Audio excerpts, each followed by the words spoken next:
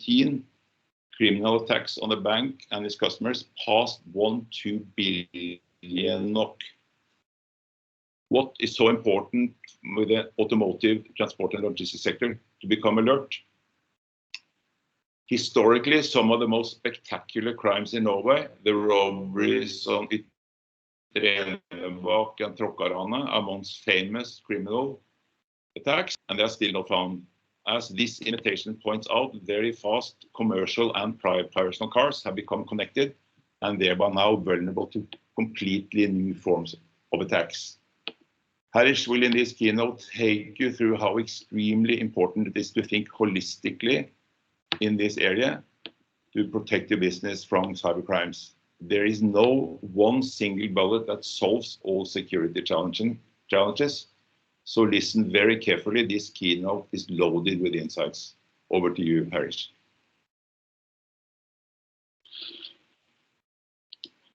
Thank you, Alf. So good morning, everyone. It's an honor to be here today and talk about the very compelling topic, which is cybersecurity, of course. And like Alf was alluding to, the whole industry has came to an inflection point now when it comes to cybersecurity, because the reason is this threat, which started as a technical aspect or technical field, has become grown to a complete fulfilled business. And no matter in which company, from which industry, what kind of business they have, the size, people, nature, anything is relevant, and everyone is under attack today on some form or other. It could be the basic attacks like denial of service attack, or maybe phishing or ransomware, which you get everything. And ransomware, not to mention, is growing at 350% year on year. So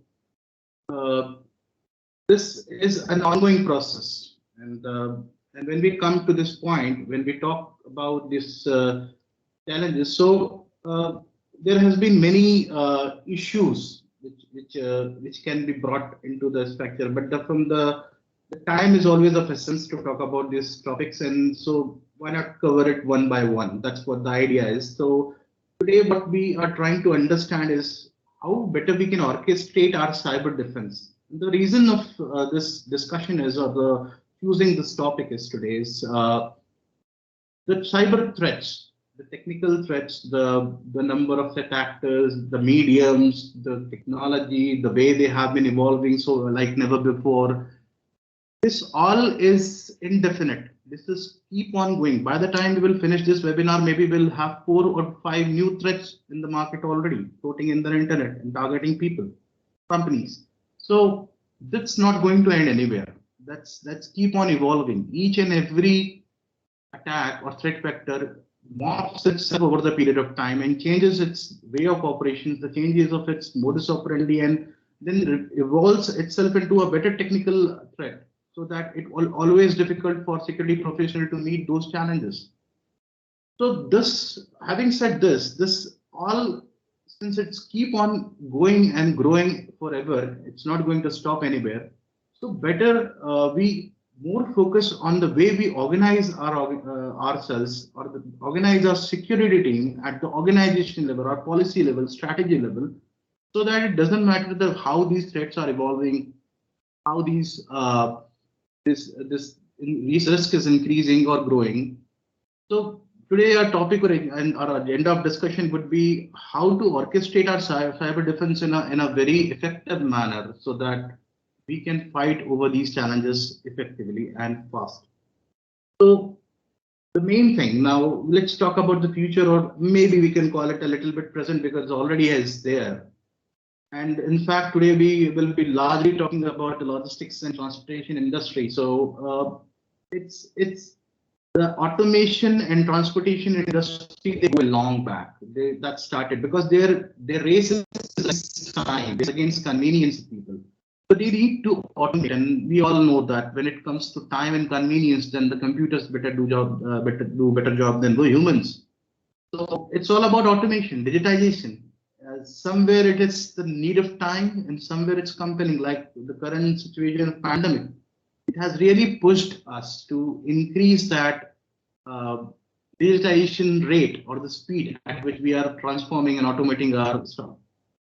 Maybe it's smart storage, central control system, autonomous vehicles, traffic automation, picking automation. It's all connected, and it's going for.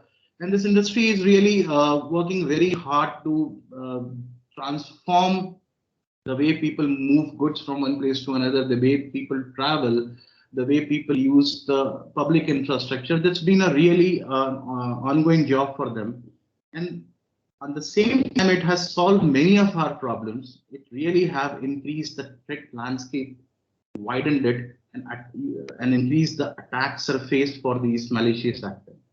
So now the information which is coming from this all digitization space needs to be somewhere consolidated. So let's see how we have now. Let's take an example. I mean, the cars which we have known for years now, and it's everywhere you see. There are automobiles, there are buses, trucks, cars, other vehicles. But we never, most of the we would have thought is that a car would run into a climate control system, or maybe will bang with another car, or some accident may occur. Or maybe if you are very realistic and lucky enough, then you might find a wildebeest on the road and it will hit your car. But we never have thought that this many attacks would be available to just target an automobile system, be it as a GPS. And if you see very carefully, then each and every attack is somewhere led to digitization. If you see GPS, it's a geological positioning system. Now, this is a technology which we have created for ourselves. Vehicle-to-vehicle communication. This is technology we have created for ourselves. So this all has been used by the malicious actor to get into the system and for the very purpose for what they have been created. So how does it started? So you see the digital supply chain security landscape. It's obvious like anyone else, barring few specific or very conscious things we need to do. What we need to have, what we have to protect: intellectual property, customer privacy, physical disruption. And then all these focus, the supply chain, information technology, and operational technology work hand in hand. Now, this operational technology becomes a very important integral part of all these automations. The IoTs are everywhere today. The Internet of Things. There are studies which say by 2025 we will have 75 billion IoT devices in the world. And the moment we lose security aspect from the IoT, they become Internet of Threats rather than Internet of Things. So we need to very focused, very approach. We have to organize our security policies in a way, because on one hand we have threat actors like hackers, hacktivists, terrorists, nation states, competitors, counterfeiters, using several methods to what are daily operations like phishing, malware, ransomware, which is, as I said, growing on 350%. And all these threat packages, they are no longer a game of somebody who knows how to code them. They are purely available on pennies on dollar in the market. There are people who sell these ready-made threat packages for those who want to act malicious. It's no longer the game of technology versus people. It's all about the marketplace now. How do we have reached there? So I'll become the very origin of this topic, or I would say. So maybe cybersecurity could be a new topic for us. It could be a new thing which we are trying to understand. But what we understand is the basic security, the national security, the wars which we have seen in the past, the historical wars. So every country has grown from creating an armies, and then the war reached to the water level, and the navies came into existence, and finally it reached to air, and we have air forces. Now these all three, when started, they had working in silos. Army used to handle their own fronts, navies their own, and air force their own. But over the period of time, when the wars becomes more complex and a lot of countries started formulating in, then there has been a chance, there was a need that they need to talk to each other more collaboratively. They need to work in a holistic manner, integrated manner. And that's how the integrated command system came into existence for the warfares. The same thing can be applied as an analogy to the security orchestration which we have today. So it started from the endpoints, because the first threat was probably came from endpoints. And then we started accumulating corruption solutions and those are available in the market to just secure our endpoints. And then it evaluated itself and reached the network level. Then we did same. We started accumulating products and solution which can safeguard our networks. And now it's cloud. So over the period of time, what we have done, we have, as and when the need arose, we started accumulating this product and solution.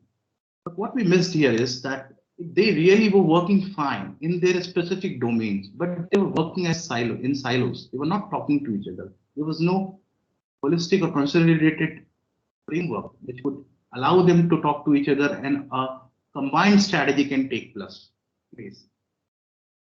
And on top of it, we do have policies which needs to be, of course, I would say conflicting policies, because every area of these policies needs to be satisfied. They need to be taken care of and paid, because they demand attention. The organization level, we want to think about those policies, what we can place in IT security.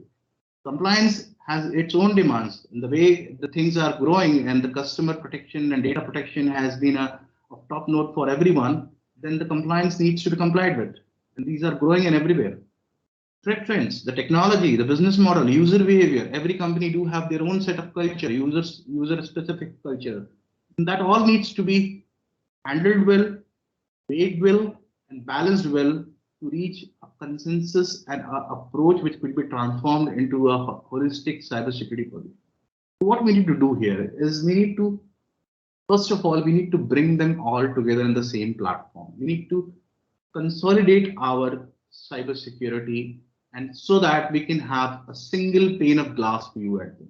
We need to bring, whether it is network, endpoint, cloud, or mobility, or IoT, anything on together on the platform.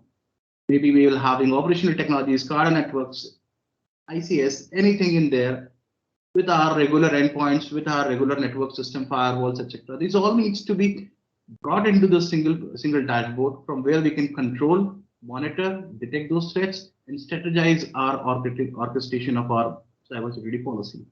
So the single pane of glass view is something which we want to achieve in all senses. And this is quite common, because we have seen in the historical way the sentinel or the sentry, which its job is to monitor and to provide the first level of security, is always been given a place high up on the tower, so that it can see things clearly and holistically, and also gaze things in very advanced way.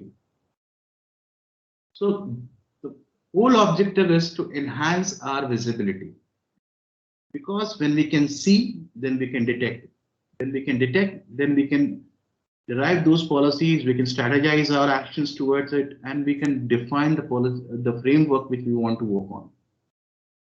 So what is consolidated security and why it is so important for us? First is, we need to have a single pane of glass view. We need to see things from a single point. We need to control things from a single point.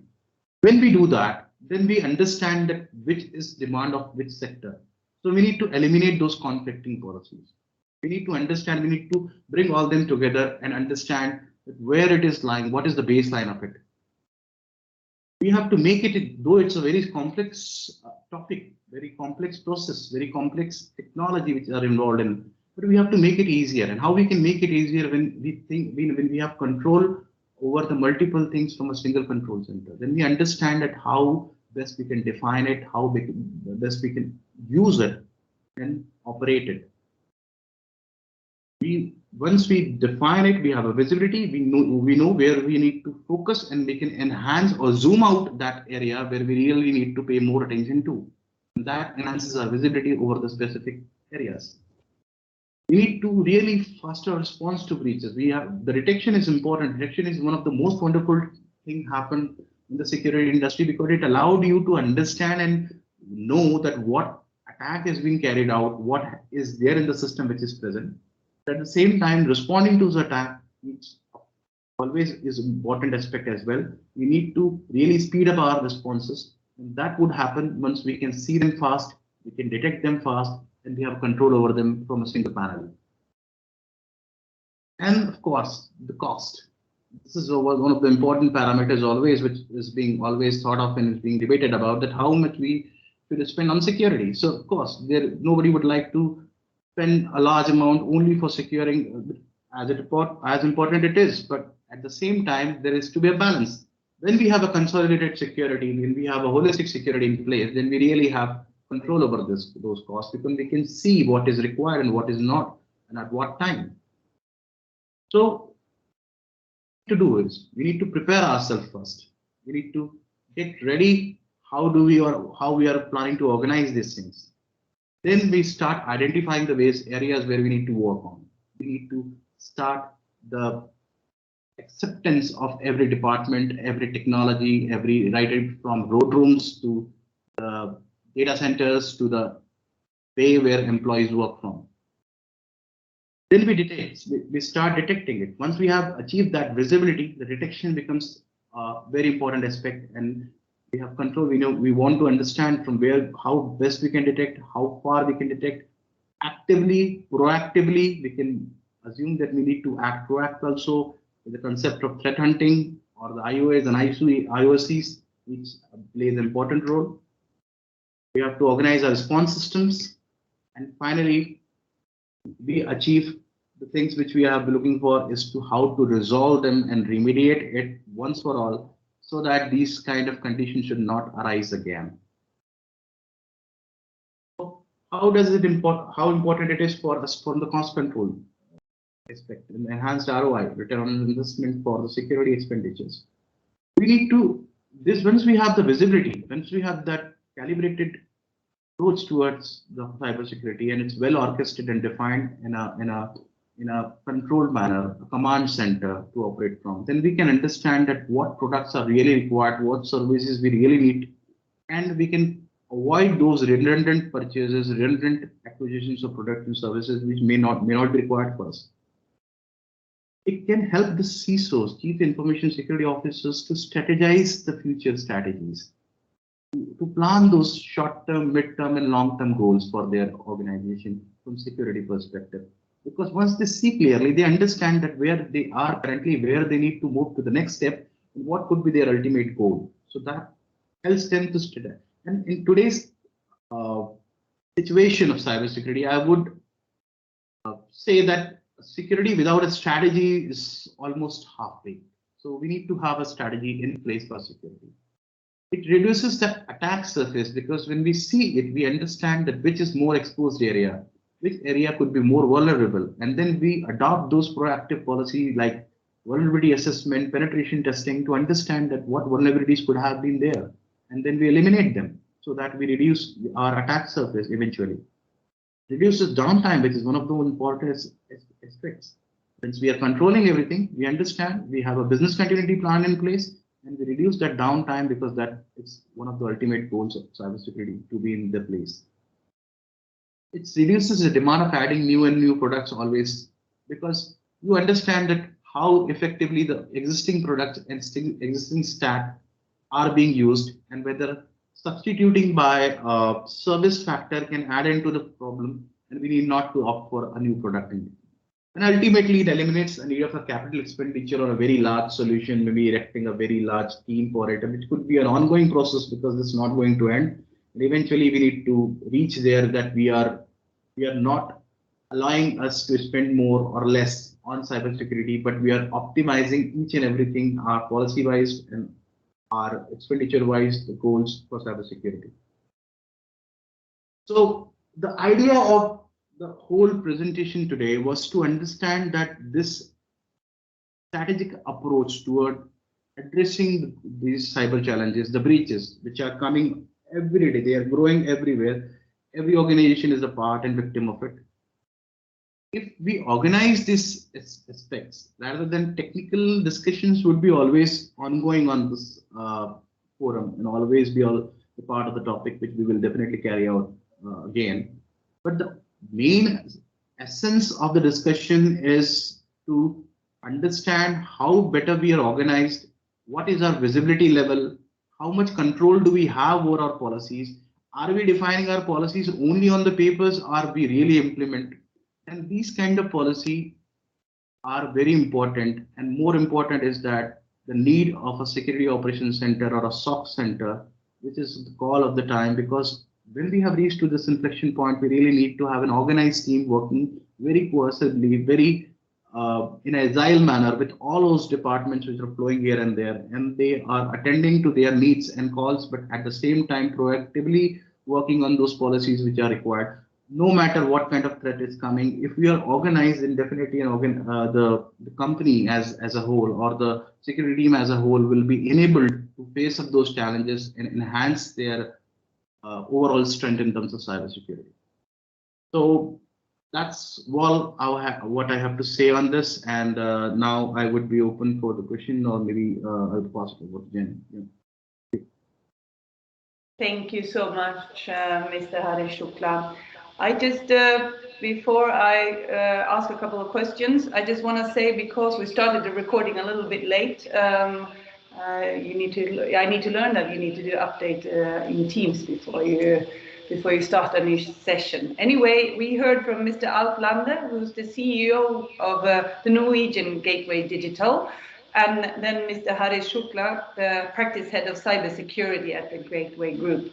Just want to make sure that we got that as well, so you know who you heard this great presentation from.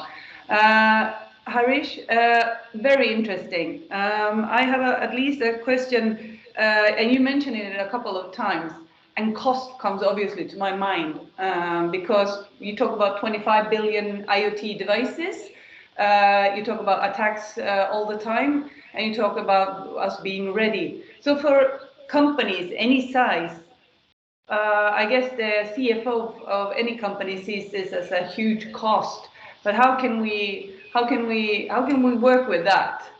Because we need to start somewhere. It seems like a huge task. Where do we start? Very nice question, Jenny. So definitely this is a very, when we start discussing security and we start talking about security, this is the first question which comes into mind. How much I really need to invest and why? So what we need to do here, we need to present the actual security posture of the company and the real risk measurement of the company. That what is there to lose, first of all, and how much is at the stake, how much the data is valuable, how much the downtime could cost them, how much the brand reputation can cost them.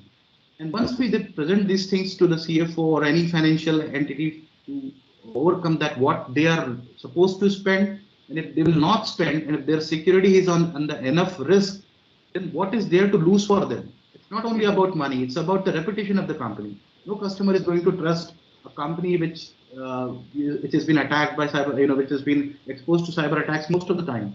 So it's all about intellectual properties, the data, the valuable data of your customers. So this analysis of balancing out between what is at risk and how much we need to spend really works well, and the CFOs can really understand that yes, if I spend 100 euros, then I'm saving at least 1,000 euros which are at risk.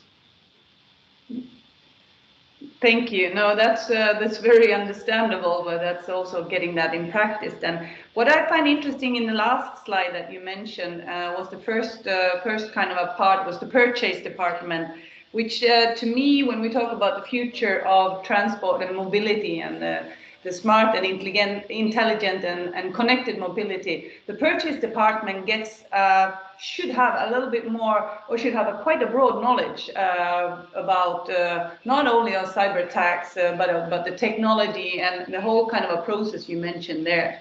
Do you have any thoughts about that? Because I see that for the public entities, if we talk about that, it's quite a job to do. Absolutely, and this demands for these production solutions, they come because we have been adopting a very ad hoc manner when it comes to purchase of these security solutions. Because the reason is, as I said in the first slide itself, it has been based on demand. Whenever we see that there is a demand or there is a requirement, or we have increased or added up some new assets or new area of defense which needs to be protected, then we want to add a product or service to protect that. But then is because we are not seeing things collectively. We do not have the visibility which shows everything at one place. Once you see, maybe you have a top level view of everything in the place, or top level view of what you have been doing and how your infrastructure looks like, then you are in a better position to understand that what is really required, whether we can use the same thing from some other areas as well. and organize it in a better way so that this kind of redundant demands, because most of the times I have seen people who are using our application level firewall and at the same time a web filter firewall. So both, one can do the job for another. I mean, if you see the application level firewall can control the website which you don't want to visit. So this is a redundant purchase, right? It can work. So there are a lot of things which happens because when stacking up product, it has been a long thought process that stacking up more products and security products can be of use to us, and that would enhance our security. But it's not about the product which is important. The most important thing is how this product is configured, how the policies are implemented.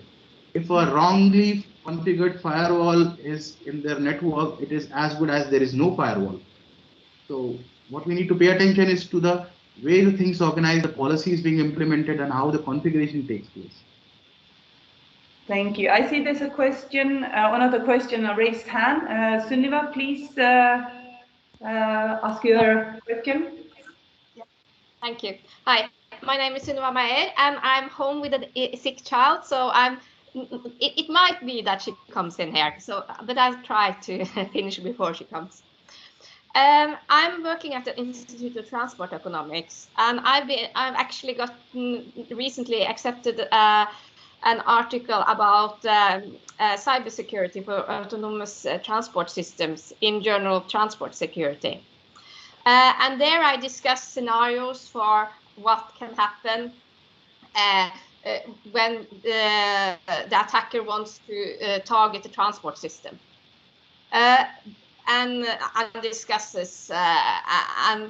But what I also see is that you have like what I worry, because you mentioned downtime, like a cost of successful attacks, but it's much more. And you also mentioned reputation, but you could also envision that the transport is an important tool for criminals when conducting criminal attacks and also terrorism.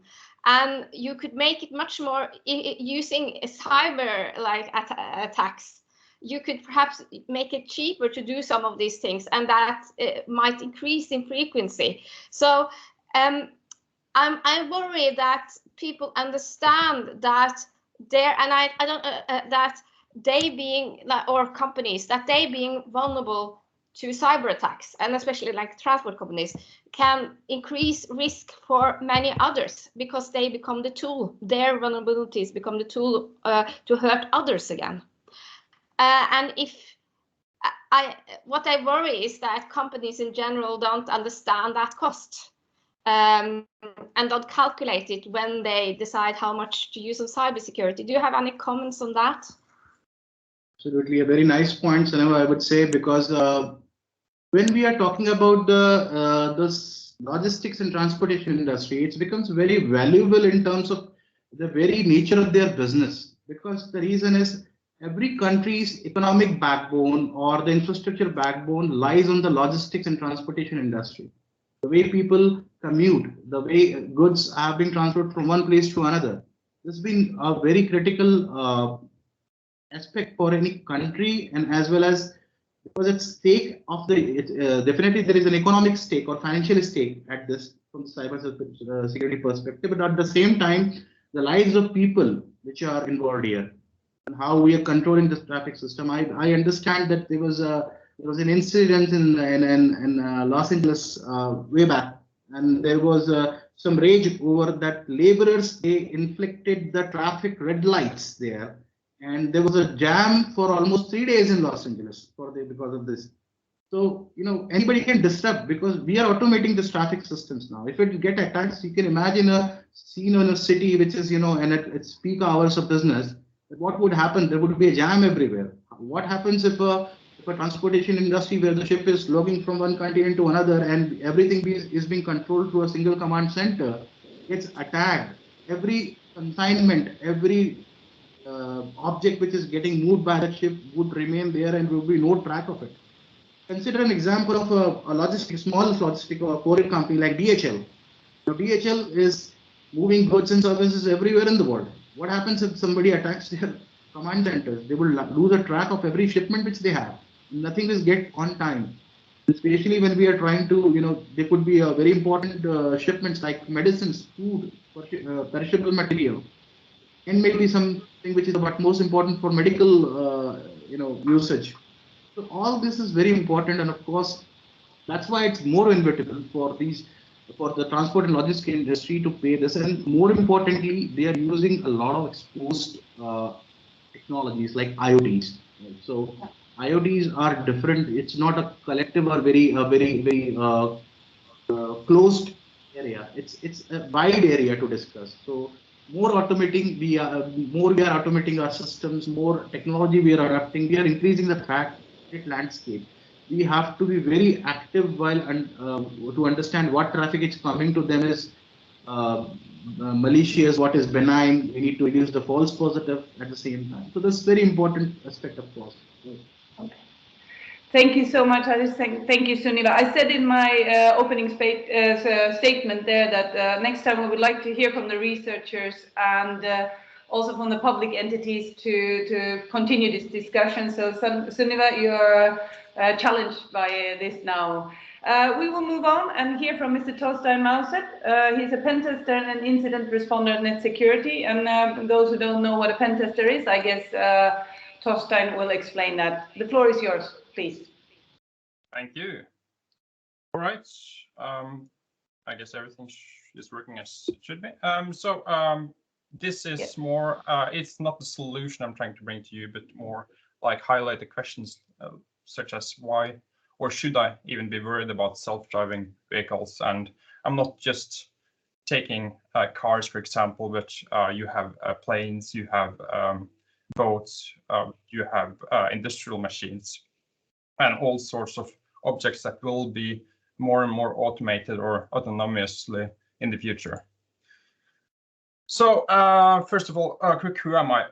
As Jenny said, I'm a penetration tester and incident responder. What is that exactly? Penetration testing is trying to identify security vulnerabilities in products or in environments for other companies, in trying to help them on a better path to a more secure environment. Incident response is basically the complete opposite. We are responding to emergencies that has occurred, such as people getting hacked by ransomware, anything at all, basically, and trying to assist them on a better path on how to kick out those evil hackers out of their infrastructure and making it a better place. So I like cybersecurity. I wouldn't be here if I weren't. All right. First of all, I would like to take a quick note on what is the difference versus between automatic and autonomy. So automatic is basically ability to control, for example, a vehicle. Like you jump into your Tesla, you hit the cruise control or lane assist, and it will go through a series of routines to make sure that you're on a safe distance from the vehicle in front of you. You are inside the speed limit range, and in case there are any, let's say, obstructions or any unexpected hazards on the road, the autonomy process will basically try to take over and assist in that sort of way. So autonomy can be a bit fussy about how exactly do we define that, and my personal feeling on how we should define it is like a trained computer to respond to a series of different kind of hazards within a certain scope that it's allowed to respond to. So it's like a mini brain in some sort of way that allows you to interact in the best type of effort it can do. To know a bit more about how exactly does this work, we need also to have a small, a bit of knowledge into neural networks. And this is basically how machine learning is training itself by going through a series of different kind of tests, multiple different agents that are trying to analyze the situation based on where are the different objects and how and which of those agents or seeds basically come out with the best best case or the best result based on the decision or the event that's occurring. So, and this is where you got this full self-drive type of thing, where the brain of the car is able to identify cars, it's able to identify lanes, and a lot of other objects as well. So it's basically putting everything together, and it's trying to do the best decision it can at any time within its certain scope. So as it was talked about earlier, IoT is a thing we also should need to care about when it comes to vehicles itself. A vehicle itself is basically a bunch of IoT devices, and that's why I'm trying to raise this topic as well. So what we see is that IoT devices, they often lack computing the power itself to manage multiple tasks at the same time. They have limited hardware, and that also means that the security for those devices are also limited in terms of computing power. And a lot of those IoT developers and manufacturers also have a limited budget for their devices. They're competing on an open market and trying to sell their devices as cheap as they can, but with as much functionality at the same time. And of course, if you're trying to make it cheap and a lot of functionality, that will also affect the security, overall security, and the budget put into security itself. So as many of you heard, there have been a lot of compromises in IoT networks. There was also a quite famous attack for a couple of years ago called the Mirai botnet, which basically attacked IoT devices and trying to use that as a botnet, a denial of service functionality.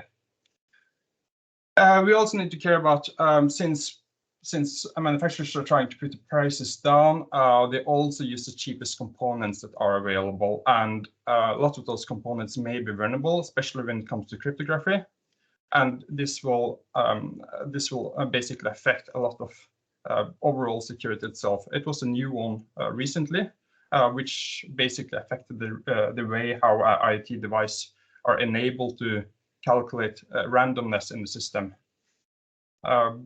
It hasn't been exploited as far as I can know so far, but it's still there, and a lot of devices are vulnerable.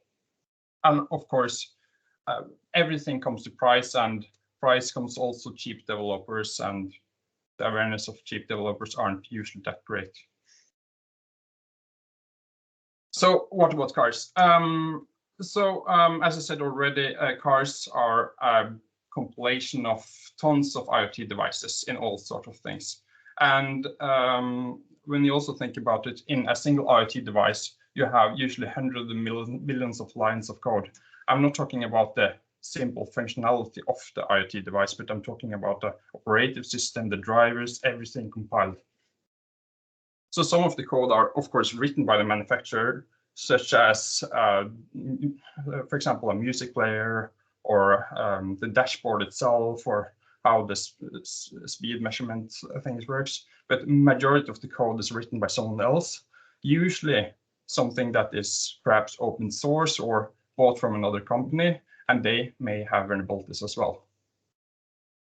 A lot of the functionality in today's vehicles also rely on third-party APIs, meaning that they rely on internet connectivity to download different kind of information, such as map data, streaming of music, similar things.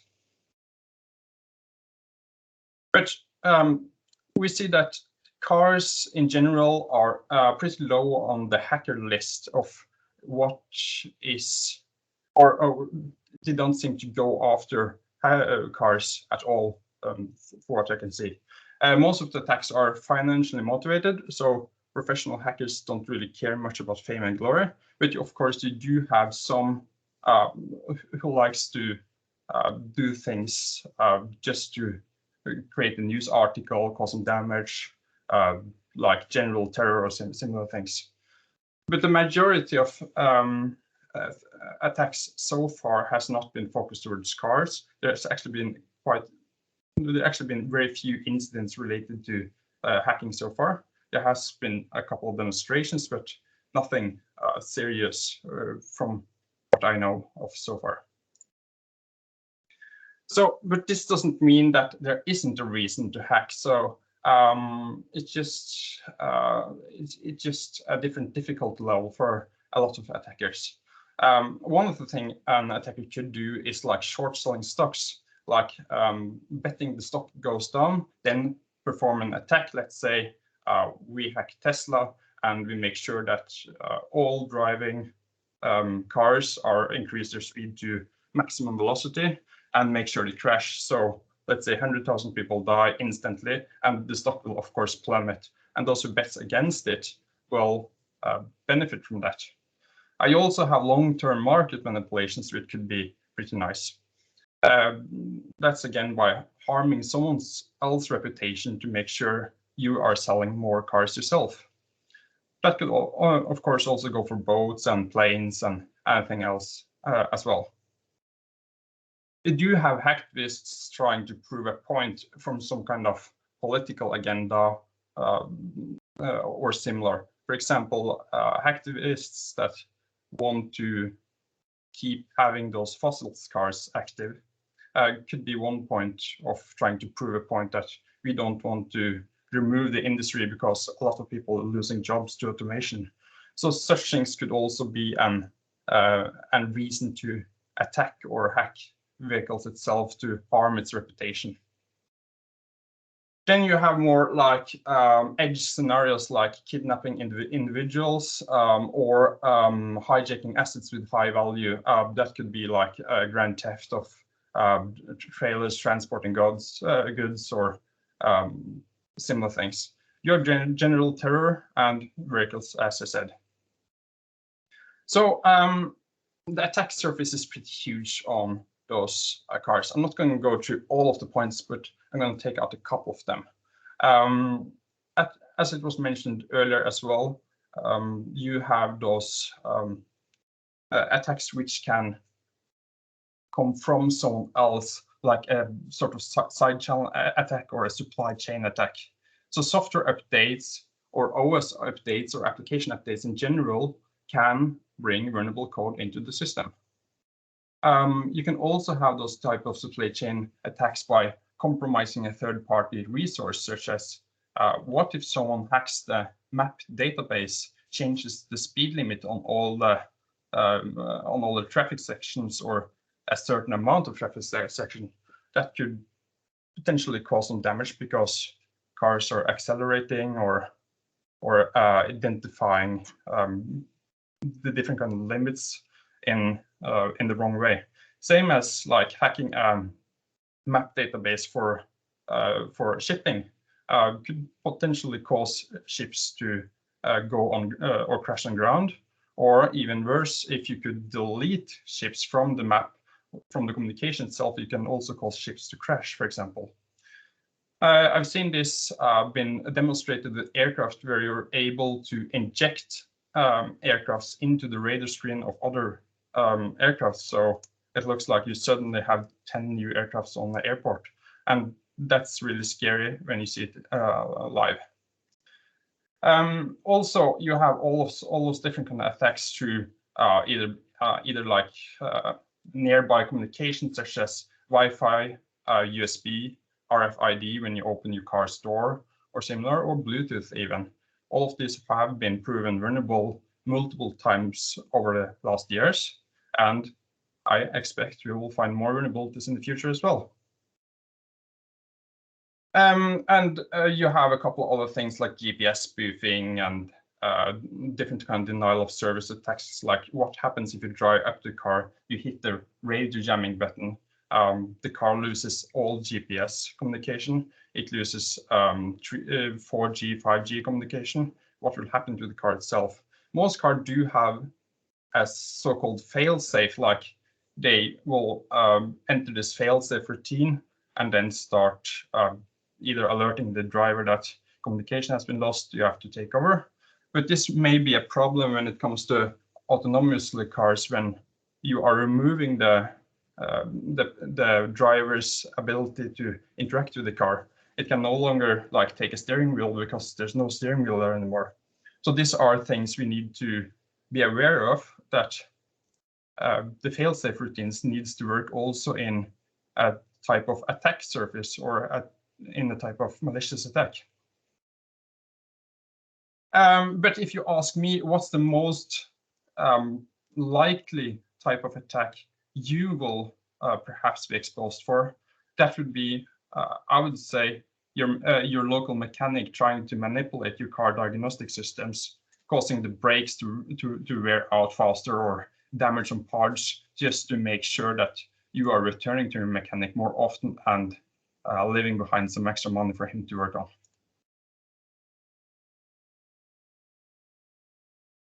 So here's an example of, it's not an attack, but it was from a DEF CON researcher back some time ago, where he decided to change his car plate to null. Null in a lot of databases languages means the number 0 or a value that is not existent at all. So when he did that, he suddenly started getting a lot of tickets, like out of nowhere. He got tickets from all over the country. And this is due to incorrect analysis of those speed cameras, which weren't able to fetch the number plate on different kind of vehicles. And since they weren't able to fetch a valid number, they just put the null value. And since he had also the letters null there, he was automatically given a lot of tickets in that sort of way. Also, perhaps some of you have seen this type or this video before. It's an fob key attack on Tesla, where a guy walks up with a couple of antennas, which basically realize the Bluetooth signal from the owner's phone inside the house and into the car. So it's like a phone extension. You have the other person walking in and sitting into the car, while this guy is making sure that the key is connected. Once the car starts, the other guy drives out and they carry on. So this is it's more like a practical attack, but it's something that has been seen, and something that we may see later as well if people don't shield their keys from these types of relaying attacks. So back to tomorrow's state of security, that's perhaps the more interesting way, is what we see is that high competition that leads to more functionality, like I said, also with IoT devices. People want gadgets, not security, and that's kind of obvious. You rather want to drive on Mars or a Martian map than have a more secure map interface.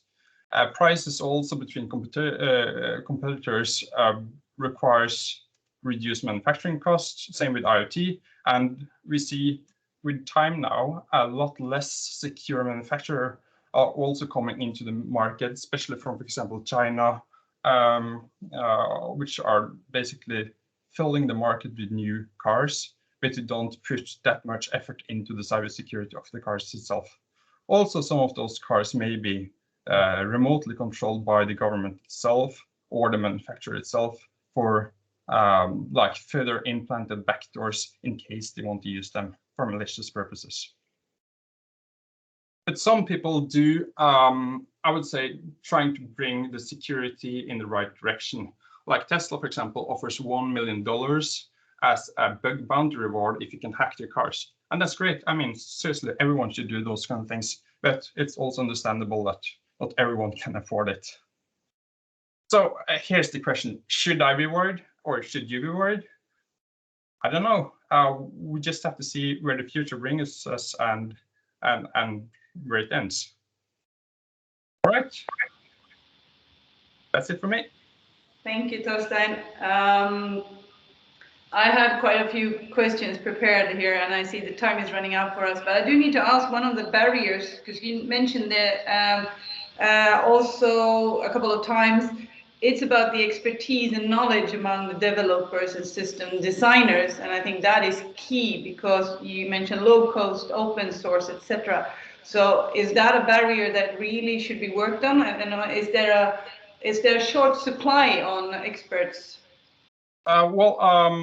It's basically a very large answer for that one, because you need to implement security from the scratch. And what I mean by that, you have to start with having like a security review, security analysis, and root cause analysis of what exactly are you trying to bring, what values are you trying to protect, and what type of attack surface will your product have when once it's out of production.